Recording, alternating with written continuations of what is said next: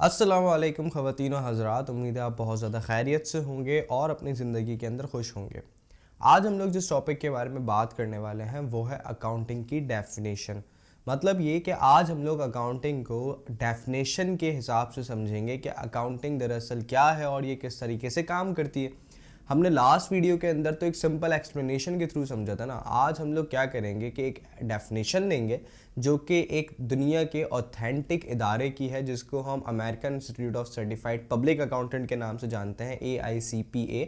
हम उसकी डेफिनेशन लेंगे और उससे समझेंगे कि दरअसल अकाउंटिंग क्या होती है। दरअसल ये जो इदारा है ये यही कहता है कि अगर किसी ने भी अकाउंटिंग को समझना है कि अकाउंटिंग क्या होती है या फिर अकाउंटिंग के बारे में जानना है कि ये कैसे काम करती है, तो उसको सिर्फ और सिर्फ ये वाली एक डेफिनेशन समझा दीजिए तो उसको समझ आ जाएगा अकाउंटिंग कैसे। तो हम लोग यही करते हैं, आज के इसी डेफिनेशन को देखते हैं। अब दरअसल इस डेफिनेशन के अंदर क्या लिखा हुआ है, ज़रा सबसे पहले वो पढ़ते हैं हम लोग। डेफिनेशन हमसे कहती है accounting is the art of recording. सबसे पहला पार्ट ये आ गया, accounting is the art of recording, classification, summarising in significant manner in terms of money transaction and event which are at least part of financial character, ठीक, and interpreting the results thereof. अब ये एक पूरी definition है जिसके अंदर accounting की कसम से सारी चीज़ें लिखी हुई हैं कि अकाउंटिंग क्या होती है और किस तरीके से काम पूरा कर रही होती है। तो हम लोग क्या करते हैं, इस पूरी डेफिनेशन को एक साथ नहीं समझते, इसको थोड़ा सा पार्शली टुकड़ों के अंदर समझते हैं। सबसे पहला जो पॉइंट है हम यहाँ से समझने की कोशिश करेंगे वो ये है कि accounting is the art of recording. इस लाइन का क्या मतलब है? तो इस लाइन का कि अकाउंटिंग एक आर्ट है रिकॉर्डिंग की, मकसद ये है कि आर्ट का मतलब होता है चंदा किसी भी चीज़ का टैलेंट, हुनर, कला, महारत, ठीक है जी। मतलब ये कि अकाउंटिंग एक टैलेंट है, ठीक है जी।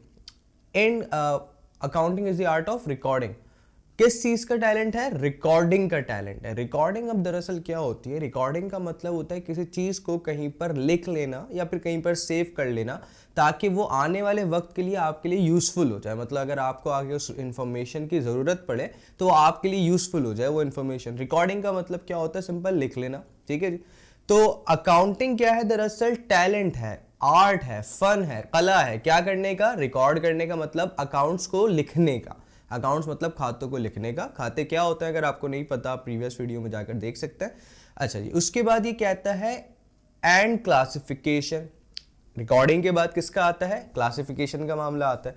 क्लासिफिकेशन का मतलब होता है चंदा किसी भी डाटा को, डाटा मतलब ये कि आपने एक चीज़ रिकॉर्ड कर ली है। रिकॉर्ड का मतलब सारी चीज़ एक जगह लिख ली है। अब उसमें उस डेटा को क्लासिफाई करना। क्लासिफाई का मतलब ये है कि फिल्टर कर कर एक जैसा डेटा एक ग्रुप के अंदर डाल देना, ठीक है जी। और उसके बाद एक और चीज़ क्या है, वो है समराइजिंग। समराइजिंग का मतलब क्या है कि जब रिकॉर्डिंग करने के बाद आपने डेटा को क्लासिफाई करा, मतलब एक ग्रुप के अंदर डाल दिया उसकी नेचर के हिसाब से, देन उसको सम करके आप उसकी टोटल क्वांटिटी भी बता दें कि दरअसल उस ग्रुप की टोटल क्वांटिटी क्या है। अब इस रिकॉर्डिंग की, क्लासिफिकेशन की और समराइजिंग की जरा एग्जांपल ले लेते हैं। लेट सपोज एक ठेले के ऊपर बहुत सारे फ्रूट्स थे, ठीक है जी, अलग अलग किस्म के फ्रूट्स थे जो कि मिक्स होकर एक ठेले के ऊपर रखे हुए। तो दिस इज कॉल्ड रिकॉर्डिंग। आप ये समझ लीजिए कि वो जो अपना एक ठेला जो है वो दरअसल एक जर्नल था जिसके अंदर आपने सारी जो काम करें, मतलब जो भी आपके फल हैं वो आपके सारे काम है और आपने उसको ठेले के ऊपर डाल दिया।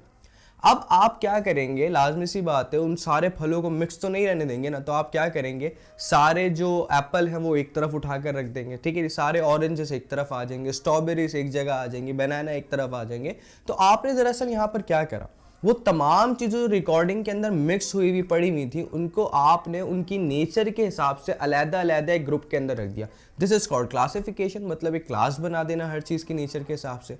उससे अगला पॉइंट है चंदा समराइजिंग।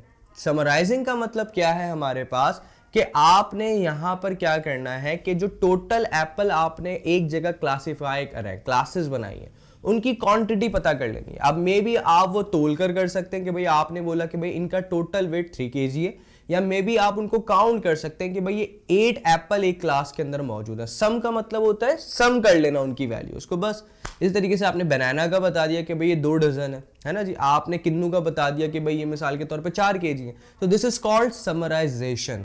समराइजेशन के बाद जो हमारा नेक्स्ट पॉइंट है वो है इनसिग्निफिकेंट मैनर। सिग्निफिकेंट का मतलब होता है मखसूस और मैनर्स का मतलब होता है तरीक़ेकार। तो आप ये बात याद रखिएगा चंदा कि अकाउंटिंग जो भी काम करती है ना वो एक मखसूस तरीके से करती है। ऐसा नहीं होता कि एक अकाउंटेंट जो अकाउंटिंग कर रहा है वो अपने हिसाब से डेट या पर्टिकुलर या फिर डेबिट क्रेडिट की वैल्यू, अमाउंट की वैल्यू कहीं पर भी लिख दे और दूसरा अकाउंटेंट उससे बिल्कुल ही बरक्स काम कर रहा हो। ठीक है जी, ऐसा नहीं हो सकता। दुनिया में हर काम करने का एक स्टैंडर्ड होता है, इसी तरीके से अकाउंटिंग को भी करने का एक मखसूस स्टैंडर्ड, एक मैनर्स है। लेकिन ये क्यों है, सवाल ये पैदा होता है कि भाई एक ये अकाउंटिंग करने का या दुनिया में कोई भी काम करने का एक स्टैंडर्ड क्यों होता है चंदा? वो इसलिए होता है ताकि दुनिया में आपने जो भी काम करा है, अगर उस काम को जानने वाला कोई और बंदा उस काम को देखे ना तो उसको समझ आ जाए एक्चुअल में क्या हुआ है। आप इसके एग्जाम्पल ले लें, जो हम लोग गली में क्रिकेट खेलते थे उसमें बहुत सारे ऐसे रूल्स हैं जो कि हमने खुद ही बनाए हुए थे, जो इंटरनेशनल क्रिकेट के अंदर नहीं चल सकते। जैसे हमारी गली का एक रूल था कि भाई मिसाल के तौर पे दीवार के ऊपर बॉल लग कर अगर आपने एक हाथ से कैच कर लिया तो वो आउट होता है। लेकिन अब लेट सपोज आप जो है इंटरनेशनल मैच खेल रहे हैं, वहां पर स्टेडियम के पोल से जाकर बॉल टकराई, वापस स्टेडियम में आपने एक हाथ से कैच कर लिया, आप आउट मांगेंगे वहां पर या पूरी दुनिया आपको आउट देने पर राजी होगी? बिल्कुल नहीं, क्योंकि वो आपका अपना रूल है। ठीक है जी, same as it is bowling का रूल होता है कि आपका स्टेप लाइन के ऊपर होना चाहिए, हद लाइन से आगे नहीं होना चाहिए। गली क्रिकेट में तो हम लोग क्या करते थे कि भाई एक पाँव लाइन के पीछे और एक पाँव लाइन के आगे करके बॉल कराया करते थे। अगर अब ये हम लोग काम इंटरनेशनल क्रिकेट में करेंगे तो वहां पर हमारी हल बॉल क्या होगी? नॉब बॉल होगी।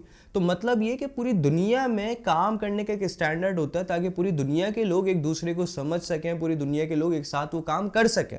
ऐसा ही है ना? तो अकाउंटिंग करने का भी एक सिग्निफिकेंट मैनर इसीलिए बनाया गया, एक स्टैंडर्ड इसीलिए बनाया गया।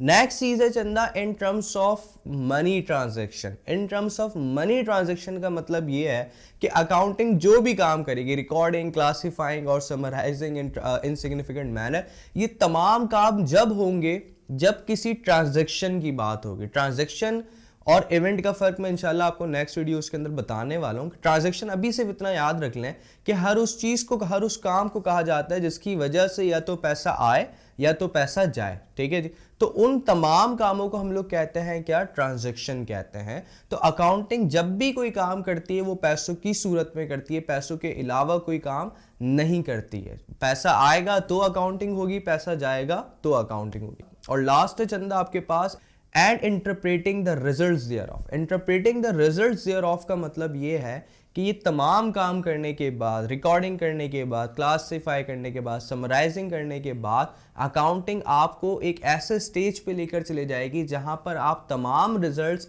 इंटरप्रेट कर सकते हो। मेरे लफ्जों में इंटरप्रिटेशन वो जादू की छड़ी है जिस स्टेप पर इस छड़ी को घुमाते ही जो ऑनर है कारोबार का, या जो अकाउंटेंट है कारोबार का, या मैनेजर जो है कारोबार का, उसको इस बात का मुकम्मल तौर पे अंदाजा हो जाता है कि कारोबार की सूरत हाल क्या है। कारोबार प्रॉफिट में है या कारोबार लॉस में है। अगर प्रॉफिट में है तो उसकी क्या वजह है, और अगर लॉस में है तो उसकी क्या वजह है। अगर इसको प्रॉफिट में लेकर जाना है तो कैसे लेकर जाएंगे, अगर लॉस इसका बचाना है तो कैसे बचाएंगे। मतलब आपकी तमाम फाइनेंशियल पोजीशन, परफॉर्मेंस, ये तमाम चीज़ें जो अकाउंटिंग बिजनेस के अंदर आप कर रहे हैं वो आपको इस स्टेप पर आकर पता चल जाती है।